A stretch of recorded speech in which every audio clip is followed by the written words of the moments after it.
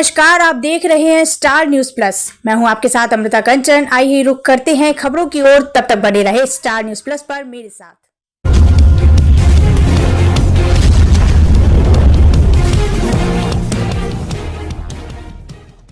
हरियाणा में कांग्रेस की विजय संकल्प यात्रा के दूसरे दिन कांग्रेस सांसद राहुल गांधी ने बीजेपी पर जमकर निशाना साधा। सोनीपत में राहुल ने जनसभा को संबोधित करते हुए कहा कि कांग्रेस नेता शेर हैं, लेकिन आरएसएस वालों में दम नहीं। ये लोग मुझे देखकर छुप जाते हैं। लोकसभा में भी जब मैं भाषण देता हूं तो पीएम मोदी निकल जाते हैं। मैं बीजेपी मोदी से नफरत नहीं करता। ये विचारधारा की लड़ाई है। ये कांग्रेस पार्टी की सोच है। हमें आप जितना मारो, जितने अपशब्द कहो, जितनी लाठी मारो, मगर हम नफरत नहीं करेंगे।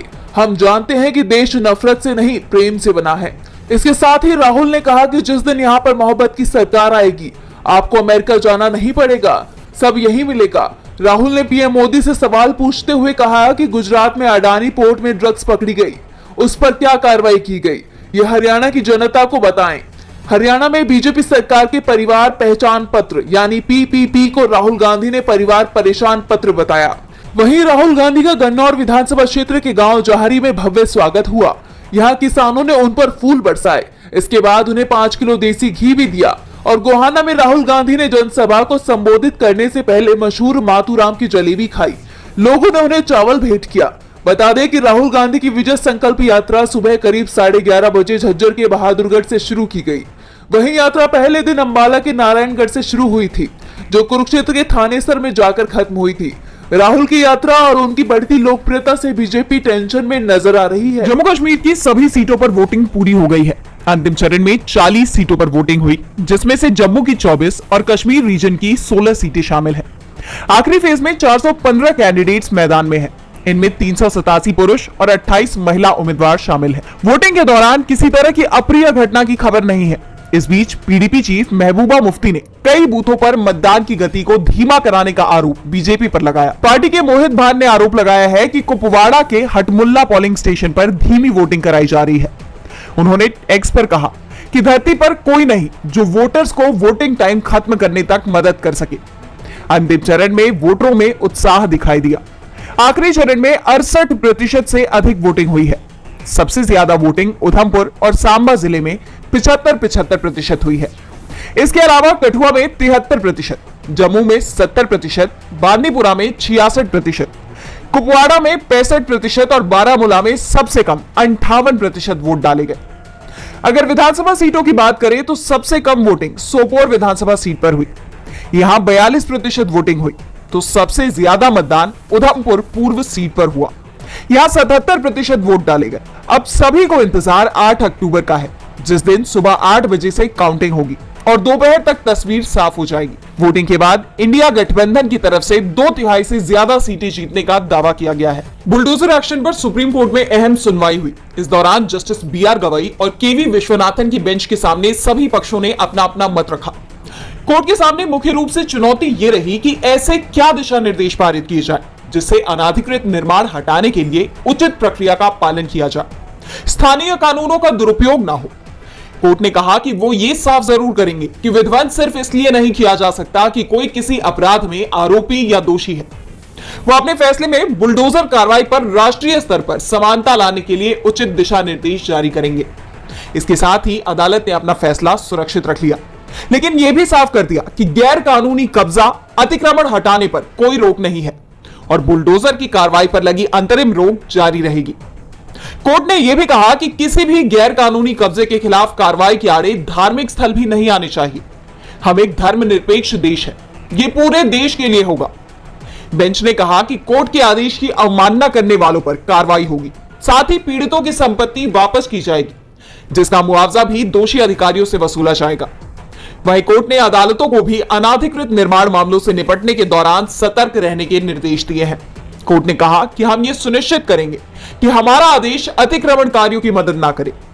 बता दें कि पिछली सुनवाई में सुप्रीम कोर्ट ने कहा था कि बिना कोर्ट की अनुमति के बुलडोजर कार्रवाई ना हो और यह आदेश आगे भी लागू रहेगा जब तक कि कोर्ट अपना फैसला न सुना दे। एक बार फिर बीजेपी पर केंद्रीय एजेंसियों के दुरुपयोग के आरोप तेज हो गए हैं। कांग्रेस का आरोप है कि कर्नाटक में कांग्रेस की सरकार आने के पहले दिन से मोदी सरकार कोशिश कर रही है कि कर्नाटक की सरकार को अस्थिर किया जाए। पार्टी के राज्यसभा सांसद अभिषेक मनु सिंघवी ने कहा कि ये साफ हो गया है कि ईडी अब एक चुनी हुई कांग्रेस सरकार एक निर्वाचित मुख्यमंत्री को धमकाने और गिराने के लिए नियमों के खिलाफ जाकर हर संभव कोशिश कर रही है। ईडी के 95% केस सिर्फ विपक्ष के खिलाफ हैं। बीजेपी की वॉशिंग मशीन वाली सूची अखिल भारतीय स्तर पर बढ़ती ही जा रही है। इस सूची के साथ एक और सूची बढ़ती जा रही है, जिसमें जनादेश के साथ मुख्यमंत्री बने लोगों के खिलाफ काम किया जा रहा है। कभी अरविंद केजरीवाल तो कभी हेमंत सोरेन। अब सिद्धारमैया के मामले में भी पीएमएलए का एक नया एफआईआर दर्ज हुआ है। बीजेपी पीएमएलए का इस्तेमाल कर सिद्धारमैया को डराने धमकाने की कोशिश कर रही है, लोगों को तोड़ने की कोशिश कर रही है।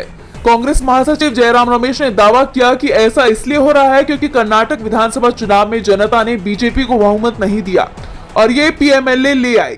बता दें कि ईडी ने मैसूर शहरी विकास प्राधिकरण में हुए जमीन घोटाले से जुड़े मामले में सिद्धारमैया और उनकी पत्नी के खिलाफ पीएमएलए के तहत केस दर्ज किया है। इस पर सिद्धारमैया ने कहा कि विपक्ष उनसे डरा हुआ है, इसलिए उन्हें निशाना बनाया जा रहा है। और अब सिंघवी ने ईडी के सभी पुराने केसेस का इतिहास पेश कर दिया है कि कैसे सुप्रीम कोर्ट ने भी ईडी की इस तरह की कार्रवाई पर सवाल खड़े किए हैं। कांग्रेस ने ईडी की इस कार्रवाई पर सवाल खड़े कर दिए हैं और कहा कि जनता सब देख रही है। गृह मंत्री नितिन गडकरी एक बार फिर एनडीए की मुश्किलें बढ़ाते नजर आ रहे हैं। उन्होंने महाराष्ट्र सरकार की मुख्यमंत्री लड़की बहन माझी योजना पर सवाल खड़े कर दिया है। गडकरी ने कहा कि मेरा मत है कि किसी भी पार्टी की सरकार हो, सरकार को दूर रखो। सरकार विष कन्या होती है, जिसके साथ जाती है उसको डुबो देती है। आप इनके लफड़े में मत पड़ो।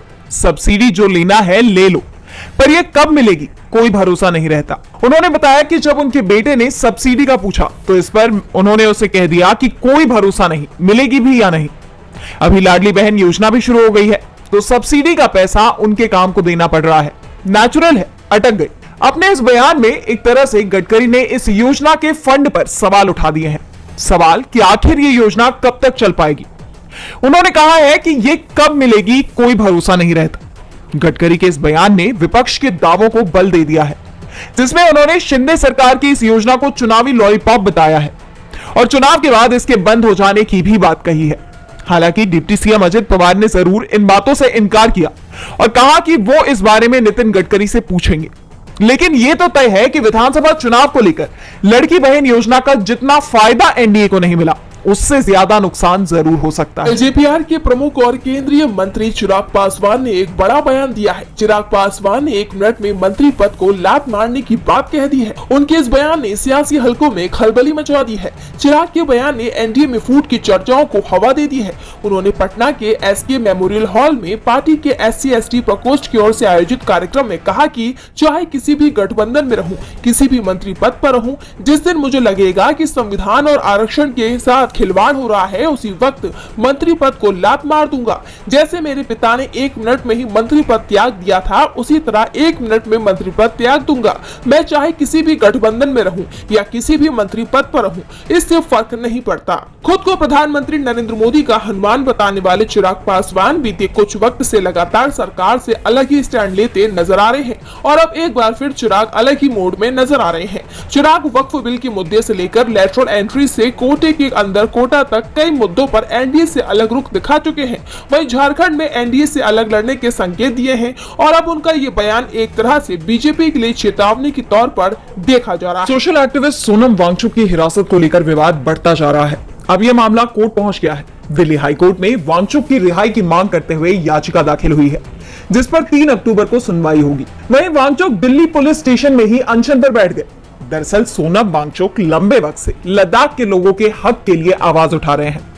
लद्दाख को पूर्ण राज्य का दर्जा देने की मांग के साथ उन्होंने दिल्ली चलो पदयात्रा की शुरुआत की, लेकिन उन्हें दिल्ली हरियाणा बॉर्डर पर ही रोक दिया गया और 130 लद्दाखियों के साथ दिल्ली पुलिस ने उन्हें भी हिरासत में ले लिया और दिल्ली में BNSS की धारा 163 लागू कर दी गई, जिसके तहत 5 अक्टूबर तक रैली निकालने या धरना प्रदर्शन पर रोक रहेगी।